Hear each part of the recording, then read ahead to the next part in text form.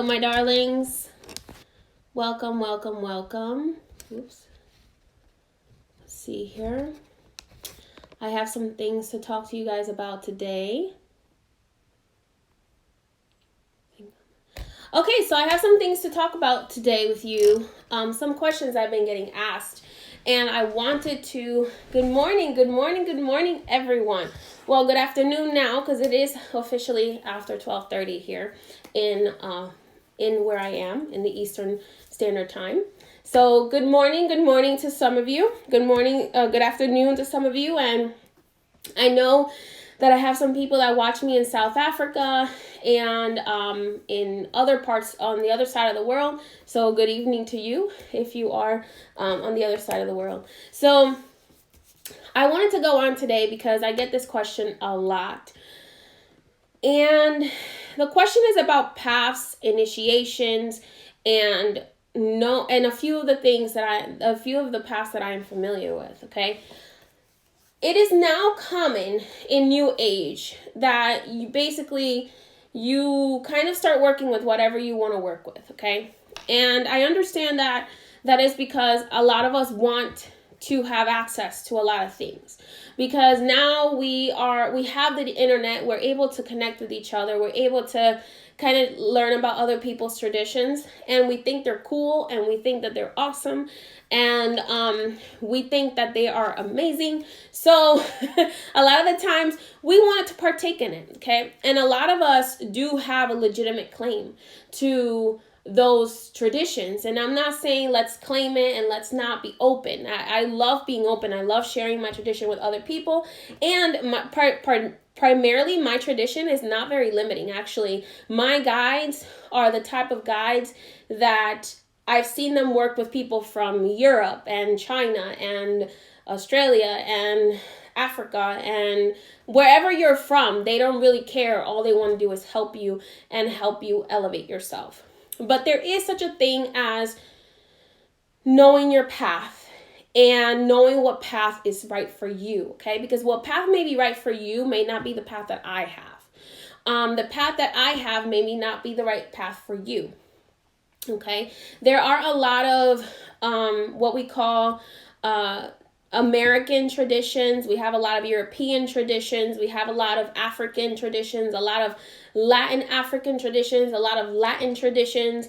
There is magic all over the world, and magic is done differently, and there's different spiritual practices throughout the world and we have to be aware of those things, but also understanding that we really should be going towards a practice that calls us, not that just we decide that we want to be part of, but rather that actually calls to us in our spirit, okay? There are traditions. I am more familiar with African traditions and Latin American traditions and Afro-Latino traditions, because that is my area of knowledge. And because I am a high priestess of the 21 divisions of light, or the 21 divisions of Dominican Vodou, as it is known more widely. So, or Los Misterios, the mysteries. But just because you want to be part of a tradition, I'm not telling you you can't be. I'm saying it's important to know if you are being called by the guide. So in these traditions, it is very, very, very important that the guide chooses you, because sometimes what happens is if the guide is not trying to work with you, you can really confuse your spiritual frame. We have what's called a spiritual quadrant that we're born with, and the spiritual quadrant is kind of like the guides that we're born with. When we are incarnated, we kind of to my understanding, before we incarnate, we speak to certain guides as to which guides would be best for us to learn the lesson in this lifetime. And at that time, before we're incarnated, we choose the pantheon that we want to work with, and we choose the guides that want to assist us in this lifetime. And what happens is if we choose the wrong guides, or if we decide to go with something that doesn't really speak to our spiritual frame, you can have a lot of confusion, a lot of issues in your life, a lot of blockages, because you're not listening to the advice from the proper being that you're supposed to be working with. So it's really important that if a being is calling to your soul, like literally you could be from anywhere in the world. So I don't usually say where you're born from, where you're born kind of defines what tradition you're in, but for the most part it does, because it's part of your destiny, okay? But sometimes there are rare cases where you could be European and an African guide says, okay, there's something that your soul needs to learn in this lifetime, so I'm going to be one of your quadrant guides, okay?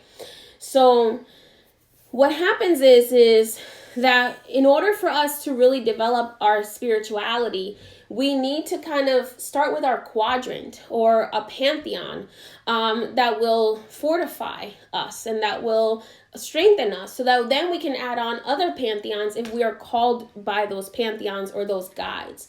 Some people start in what I do and then they're called to become initiated in Santeria. Now, another question that I get is, can you mentor me? And the truth of the matter is, I cannot mentor you if you're not looking to be mentored in what I do. If you have to first decide what tradition it is that you will want to go into, do the research, and then come to an elder like myself or any other elder in the different traditions and find out, what their initiation process would be like, what their mentoring process would be like, and what you will be learning, okay? Because there's different ways of doing different things. There are in this tradition, in 21 divisions of Dominican Vodun, the mysteries are very lenient as opposed to Haitian Vodou. Haitian Vodou is very, very, very strict. But in Dominican Vodou, it's beings that primarily they focus on working in the light. They are very lenient with us in the terms of how we can practice and how much we can share, as opposed to other traditions which are very, very secretive. And they are very loving. They're very, no, don't get me wrong, they will tell you like it is if you make a mistake and you're not listening. But they are very loving beings. They're very open to teaching. They're very open to understanding the human way, because you have to remember, some of them, especially in my tradition, some of them used to be humans on this earth, and then they got elevated to serve a certain amount of time as a guide at a certain amount of time on earth. So some of them were European, some of them were Native American, some of them were from South America, some of them were from Africa. Most of them are from Africa. So at least in my tradition, you have traditions like Santeria, which are a variation of the Yoruba traditions, which is different than the Vodun. So those are where you primarily work with the Orishas. Okay, so that is something like in Dominican Vodun, you can work with the Vodun pantheon and the Orishas in a different way than the Santeria people would do. There's different types of initiations, and the reason why initiation is kind of a rebirth and an acceptance of that pantheon that you're working with.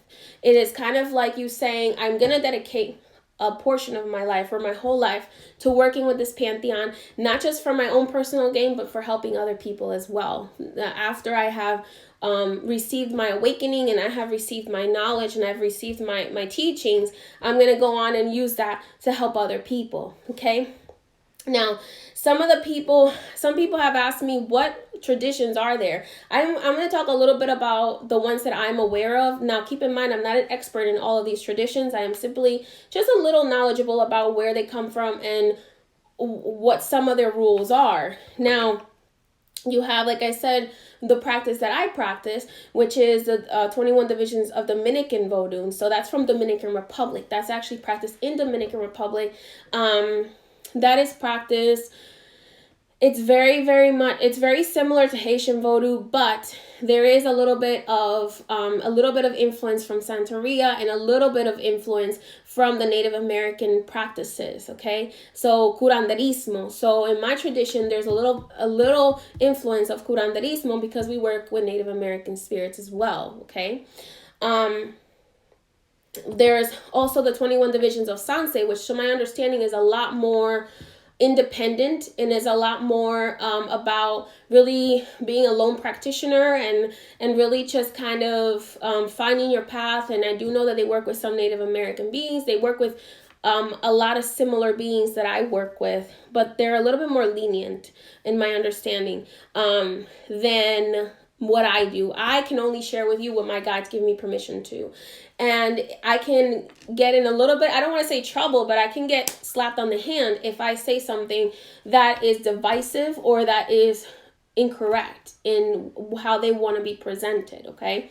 So then you have the Haitian Vodou, which is completely more, which is getting more strict on that. And Haitian Vodou does have both sides from my understanding. And now this is not judging anyone who practices Haitian Vodou, but I have spoken to a few experts in Haitian Vodou, and they have told me that yes, in Haitian Vodou there is the practice of doing both sides, the light and the dark, because there is a necessity for both of them. And that doesn't mean it's just wrong, it's just the way it is. And they are a little bit stricter, they are a little bit more secretive. There are certain things that you can't do and you can do in Haitian Vodou. But I always say, even if you're being called by Haitian Vodou, go to a elder there and talk to them and ask honest questions. And I believe that if someone is going to teach you, if someone is going to have you dedicate to them, because honestly, you should be dedicating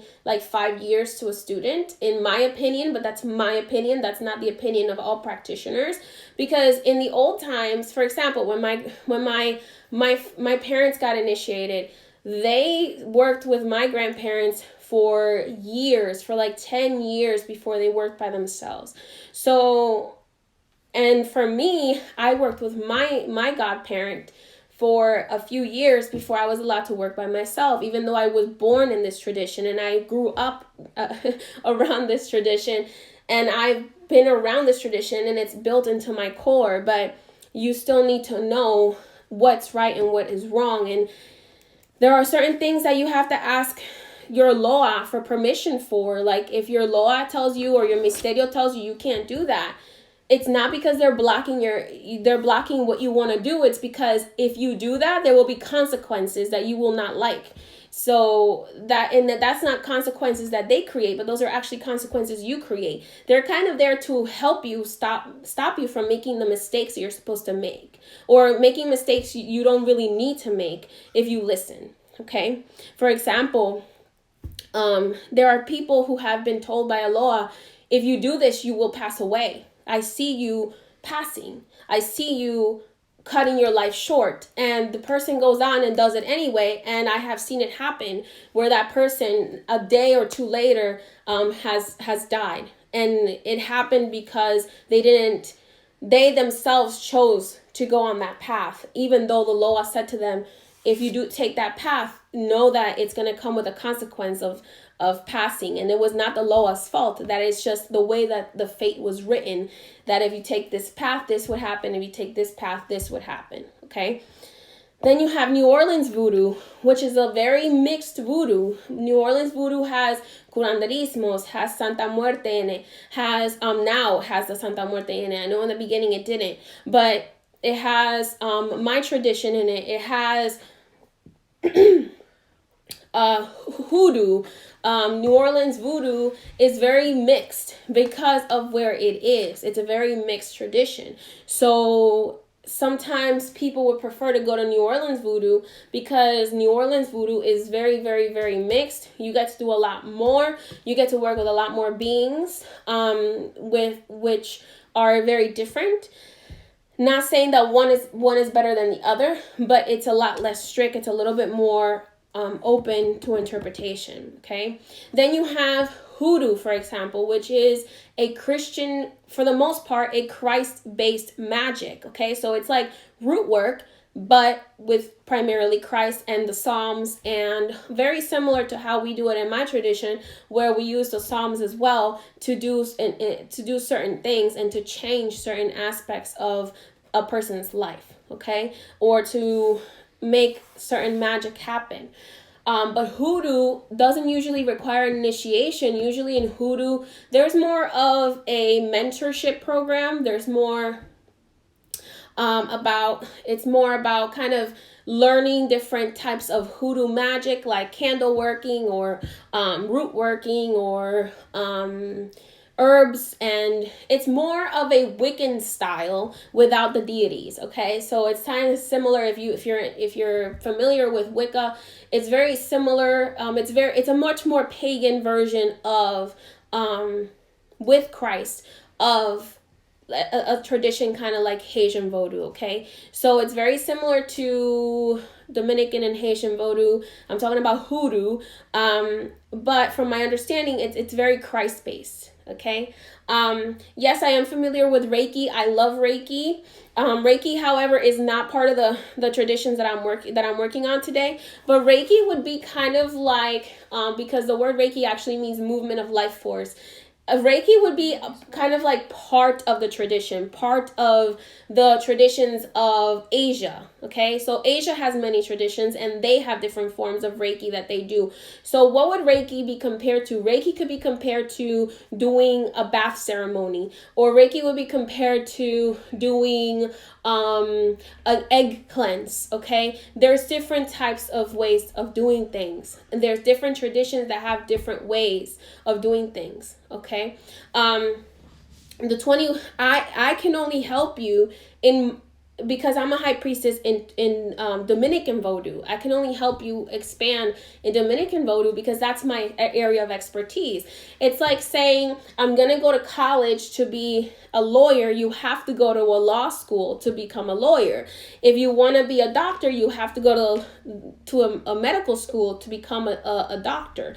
So even in the spiritual traditions, for you to become informed and an expert in that tradition, you have to dedicate time and dedicate effort to that tradition and that pantheon, and understand that you're going to be serving the beings of that tradition and that pantheon. And if you don't want to do that, then just simply do something like hoodoo, because you don't really have to do much except pray to Christ and do the magic with your own magic, and not really getting assistance from the Loas the way that I am. So a lot of people ask me, why would I go to you instead of doing it myself? That's fine.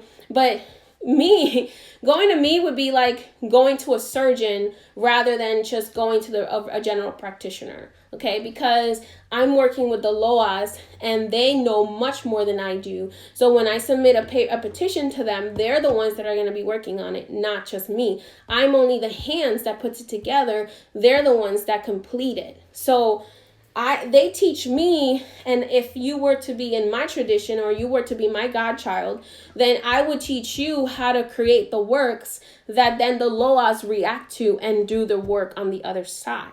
Okay, because that's what it is. It's about knowing what tradition you're actually in and how to actually present the works to them. Okay, there are different points that you're supposed to receive during initiation. I talk about this in my video on where some of the mysteries of the 21 come from, and initiation. There are different levels of initiation. There is different points of initiation you need to receive. Some points are just to set your gifts in place. Some points are to develop your third eye. Some points are to make you a spirit vessel. Some points are to make you capable of, or not make you, but open up the door for you to be able to speak to the dead. Some points are for you to be able to be possessed by the law. Some points are, so it's very, very, very different depending on which tradition you're working in. If you are a light worker, then there is something there. It's just a matter, if you're a light worker, it's just a matter of finding out which tradition would work for you to start as your base, and then from there you're welcome to grow.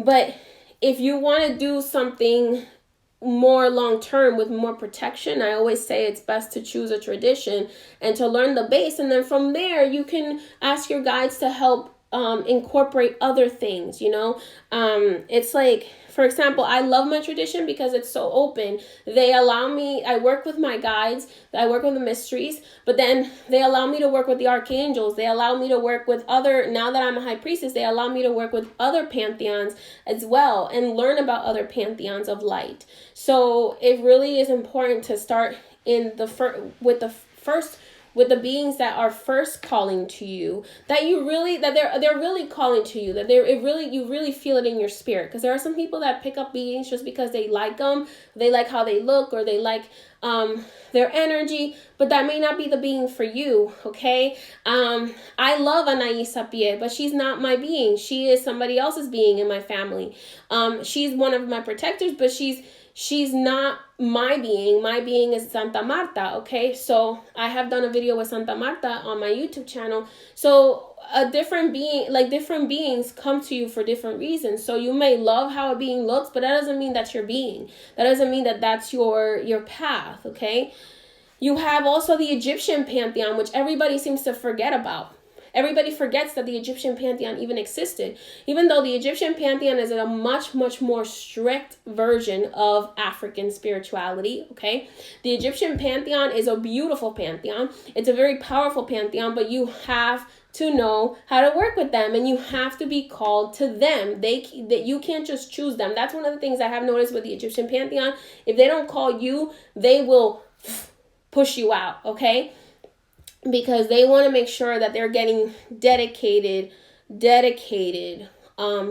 priests and priestesses, not just priests and priestesses that want to use them for their own self-gain, but rather want to learn more so that they can help others. Okay. The Egyptian pantheon is beautiful. It's a beautiful pantheon. And a lot of people forget about it because it's on the east side, and not as many people from Egypt were taken into the New World. So a lot of people forget about the Egyptian pantheon, but it's still very alive in the Egypt side of the world, on the eastern side of Africa, and it's a very powerful pantheon. But like I said, it's a very strict pantheon, because in the Egyptian pantheon, priestesses, if you are a priestess under a madrina, you have to serve the temple. You have to. So that means that if you're an Egyptian in the Egyptian pantheon, you get initiated by a high priestess in the Egyptian pantheon, who is an actual high priestess. There's very few left. You have to actually do an on-site, from what I understand from speaking to a few Egyptian high priestesses, you have to do a kind of like an apprenticeship for a certain period of time in the temple, where you actually take care of the temple, and you will have, as a priestess or priest, as a new priestess or priest, you will have a specific thing that you are responsible for in that temple. So, there's different things that are done. And I understand that we want to break down walls, and that we want to change how things are done, and we don't want to be told what to do. But sometimes we don't know better than the guides. Sometimes it's best. I understand that a lot of us have a lot of issues with authority, and a lot of issues with the church telling us what to do and all of that stuff. And I get it. I completely get it. But at the end of the day, if you don't want your life to be messed up, I would highly suggest that you find yourself a guide that you feel aligned with, and that is actually calling to you, because there is things that you don't know that they know that needs to be done. And maybe it's your purpose to change the way certain things are done now in the patriarchy, in a patriarchal society. Maybe you are meant to bring the divine feminine. In my tradition, we do believe in goddesses. Okay, we don't believe that there's only a male god and that's it. We do believe in goddesses. Okay, we do believe that it's important for us to have the divine feminine and the divine masculine, because they are both important in our tradition. Then you have curanderismo, which is like, curanderismo is more about healing. It's more about connecting with the earth. And you have South American traditions that do that. There are amazing people out there. And if you do practice curanderismo in the Santa Muerte, please hit me up in my DM, because I have a few people that I need to send your way. Because I do readings, guys. And when I do readings, I am not going to convince you to come to my practices if that's not the practice that I'm seeing for you. Okay, there are a lot of people that will convince you and try to get you initiated in their practice because of the money, but really, to me, it's not worth it, because at the end of the day, you're going to end up paying more if you end up getting initiated in the wrong place. And I will get in trouble with my guides for initiating you in the wrong place. Okay. So there's curanderismo, there's the Santa Muerte practice as well. I know in New Orleans voodoo now, La Santa Muerte is becoming involved in there, and that's a beautiful being, but different people work with them differently. There's also the Mayan and the Aztec pantheons that everybody seems to have forgotten about, which is really sad because they're beautiful, beautiful, beautiful pantheons. You have curanderismo, which is shamanism. Yes, thank you, shamanism. So you have, those are shamans, which are more about spirit healing and more about astral realm healing. So you have to kind of know, what is your path? Is your path being a shaman? Is your path being a priestess? Is your path being a spirit horse, which is known as being able to be possessed by spirits? Is your path a medium? Is your path a psychic? What is your actual path supposed to be? Okay. There's different things, and the initiations help you in developing your path. That's what the initiations are supposed to be.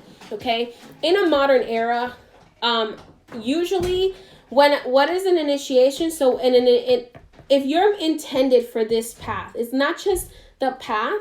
In every path, there's also what's called different lineages.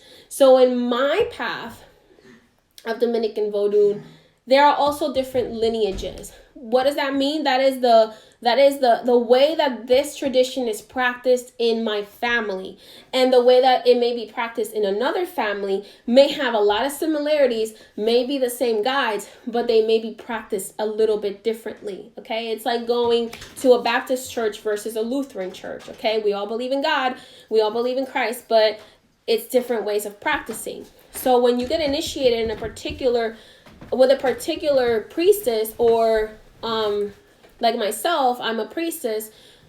When you get initiated with a particular person, they're handing down their lineage to you. They're handing down, I would be handing down my lineage to you, showing you the way my lineage does things. It may be slightly different than the way other people's lineages do things. And that doesn't mean that my lineage is wrong or that their lineage is wrong. It just means that it's different, and that the Loa wanted to teach us in a different way.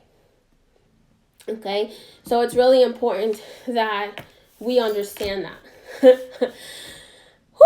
Okay, so now I have talked a lot.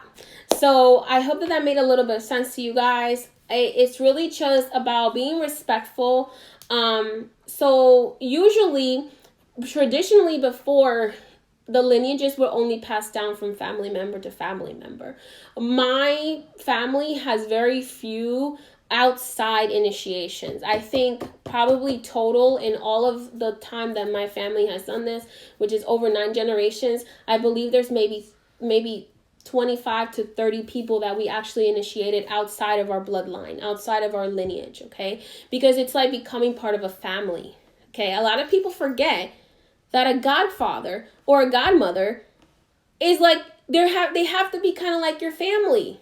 So if you're gonna entrust your spiritual head and into someone's hands, you have to realize, like, you have to give your godparent the respect that you would give your father or your mother, and your godfather or your godmother has to give you the respect they would give their own child. But if your godfather or godmother has to put you in check, you can't get upset because they're putting you in check about something that you're doing incorrectly, or that, hey, okay, so you were led to do this, but first, like, usually, like, you want to be, you ask for mentorship. So if you ask me a question and I'm your godmother, which I take very, very, very, very few initiates. I just started taking initiates, and I take very, very few, and I probably will not take a lot in my lifetime, because it's really important for me to pass this down in the right way.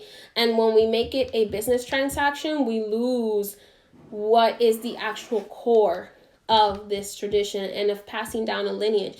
My lineage is my life. My lineage is my joy. It's my pride. And if you do something, if you're part of my family and you do something that is completely opposed to what I taught you to do, morally, then it's kind of like slapping me in the face as your godmother or anybody, or slapping the loas or the misterios in the face, which I'll tell you, you do not want to get slapped in the face back by a misterio, okay? Because they don't play around. They're not this like, yes, they're love and light, but they are just like my grandmother would slap you in the face if you disrespected them. They would slap you in the face if you disrespected them, okay? Like, you will not want to play around. Saying things, they're love and light beings, but just because something is love and light doesn't mean they can't get upset with you. Archangel Michael is the most love and light being in the world, but that doesn't mean he's not going to tell you like it is, and he's not going to tell you, hey, I don't judge you, but what you're doing is not correct. Okay? If your godparent is not treating you well, then you need to find yourself a new godparent, because that's the problem. Is you want to be initiated so quickly. We want to all be initiated and get ready so quickly that we don't take the time to do the research and build a relationship with a godparent before we actually let that person touch your head. You let just anybody touch your head, somebody who just wants to get money from you. You're just letting anybody touch your head, and this is not the truth for anybody, for everybody. There are so many amazing practitioners, so many amazing practitioners out there, so many amazing priests and priestesses, and people who work with the loas and with the ancient Egyptian pantheon and with Sansei and with voodoo and with Vodun and the Santa Muerte. There are so many people who are amazing. If you're being called to different paths, what I usually would tell someone that gets a reading with me is start with one path that you feel the most drawn to, because it may mean that you are meant to start with one path, dedicate 10 years of your life to it, and then add on the second path that you're supposed to walk with. Okay? You need to figure out which one is pulling you stronger than the other. Which one can you pray to your guides to say, hey, whoever my guides are, I can't really sense who you are, or get a reading, okay? Get me to the right teacher. Find me, because your guides will bring you the right teacher when it's time for you to meet your right teacher, for you to meet your right madrina. But if you push it and you do it anyway, even if it feels wrong, just because you're like, oh, I just want to get the initiation so then I can just kind of grow by myself after that, you're setting yourself up for failure. You're setting yourself up not just for failure, but for a lot of mistakes that could cost you a lot of issues in your life, and could cost the people you're working on a lot of issues in their life.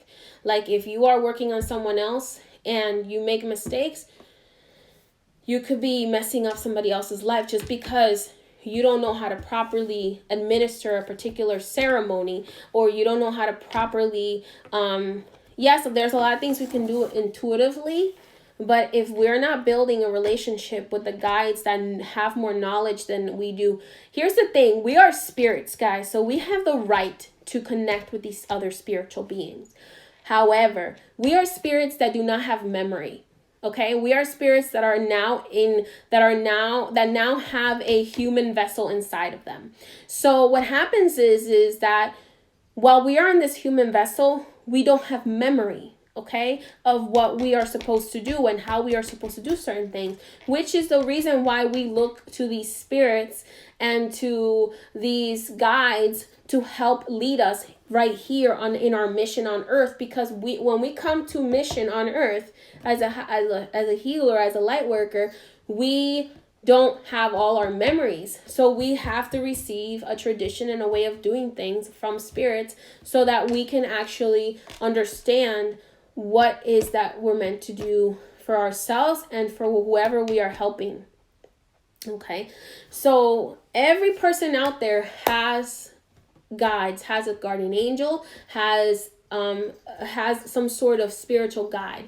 A spiritual healer is supposed to get you started on your path, but you are also responsible for continuing your path. You are also responsible for developing yourself, for getting the research in place to actually know what it is that you are doing. Okay, so you need to also, it's not all on your madrina and your padrino. If your madrina and your padrino are giving you homework and you're not doing your homework, then that shows them that you're not serious. And then it's like, okay, well, then I'm not going to chase you for your own learning. You have to understand that too. And when I was starting, I always asked questions. I was really a very curious child.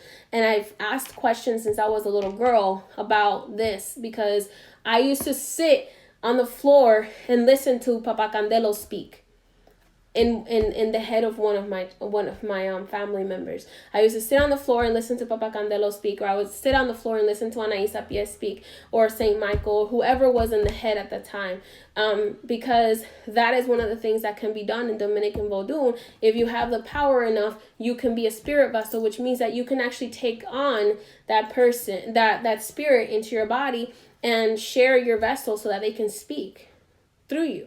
But that is a secret. That is a very, very big secret, because things have to be done the right way. Okay? Things have to be done the right way. I love the best memories in my life are sitting on the floor and listening, since I was a little girl, to Papa Candelo or Anaísa Pie or San Miguel or San Santiago. Or sometimes Maitre Sili. Maitre Sili is a beautiful, beautiful being. She's so beautiful. She's so loving. She's so delicate. She's just so out there with the femininity and the divine feminine. So it was really, really powerful to watch. And then you have Papa Candelo, who is a very, very rustic and very to the point. He's very funny. He's hilarious, but he's also very strict. And if you don't listen to him, he's going to tell you, you didn't listen to me, and now look what happened to you. So that is why it's really important to know which path you're supposed to walk on, to know that you're really working with the right person and the right beings, and so that you don't get trickster spirits that come into your life and mess your life all up because you didn't get the proper initiations, you didn't get the proper path, or you didn't do the research to figure out if that was the right thing for you. This video will be posted on my YouTube as a replay if you want to go back and watch it again. Thank you for joining me today. That is all I have to do. Like I said, I'm not an expert in every single lineage out there. I am not. I can only speak from my experience, and I'm not here to convince anyone to be part of my tradition. But these are things that I have learned in my lifetime, and that I know that if you make I want to stop you from making certain mistakes that I've made and that some of my God siblings have made, and some of my godchildren have made, because they just are not listening to their intuition when they're being called to a particular being. They're just thinking, oh, this being can help me with this, so let me go there. Okay? You may love Papa Candelo, but Papa Candelo may not be your being. You may love Anaísa Pie, or you may love Archangel Michael, but Archangel Michael is pretty common with a lot of people, because he kind of like just takes on anybody. He's just like, okay, come on, let's go. But if they're not your being long term, you can really mess up yourself. And I don't want to see any of you make mistakes like that. So many blessings to you. If you would like to watch this video, like I said, it will be posted on my YouTube. Don't forget to subscribe to my YouTube, so that way I can go ahead and make more videos for you. Many blessings. I will see you guys soon. Bye-bye.